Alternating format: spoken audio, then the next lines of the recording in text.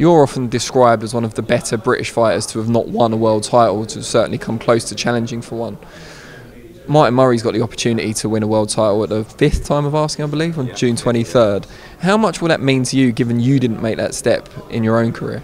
Well, I think as an achievement, it'll be massive. And I've said to my wife, if Martin Murray, for instance, won a world title, because of our close relationship and going back to when we were training together, it'll feel like I've won one. You know, it really will. And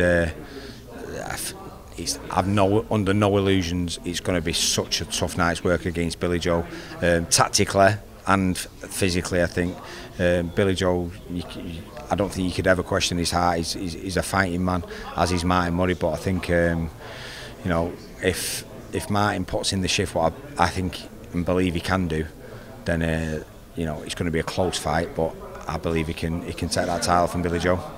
Billy was saying up on the stage he expects bullying tactics from Martin. If it becomes a battle of wits, then there's only going to be one winner, that being him. Do you think he's doing Martin's skill set a disservice there?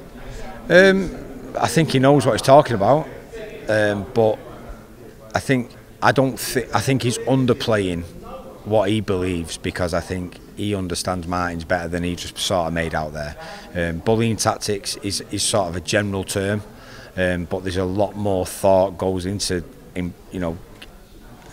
getting those tactics off and getting them put to use. I think once Martin implements his game plan and starts to do it, he has to put himself in a certain situation, and then once he's there, he has to sort of go to the next stage of the game plan. And yeah, it might look from the outside as if there's not a lot of thought going into it, but there will be, believe me. Just before I let you go, let me ask you a question about Carl Frampton, who we've said had a great performance against Nonito Donaire at the weekend. Everyone's talking about what's going to be next for him, hopefully a big Windsor Park fight in the summer, hopefully for a world title. Do you as a trainer have a preference of who you'd like to see him fight, or which route you'd like to see him go? Well, I think Santa Cruz would be the ideal opponent because of their history, and I know Carl wants that 3rd fight, but we know that's not going to happen. So the next best choice will be VALDEZ. VALDEZ is a tough fight, but you know, he won the interim title of the weekend, and Carl was right in what he was saying, where he wouldn't feel like he's got a belt until he beats VALDEZ, which is obviously the right thing.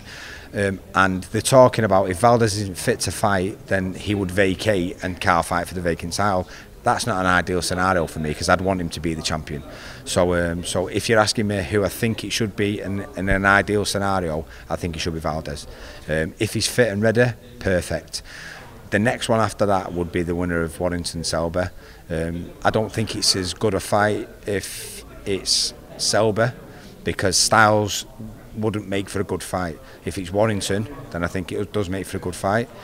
So we'll see how that goes. But I think VALDEZ is a fight fan's dream. I think him and Carl Frampton is a brilliant fight. Frampton obviously broke Scott Quigg's jaw when they fought. Scott Quigg then broke VALDEZ's jaw when they fought. What does that make? What's going to happen against Frampton and VALDEZ then? I hope VALDEZ doesn't break Carl Frampton's jaw, but listen, I've no doubt both those fighters got through those fights and toughed it out, and I know for a fact Carl Frampton's got that sort of heart that he'd come through that, but you know, VALDEZ won't be getting that close. Fingers crossed, eh?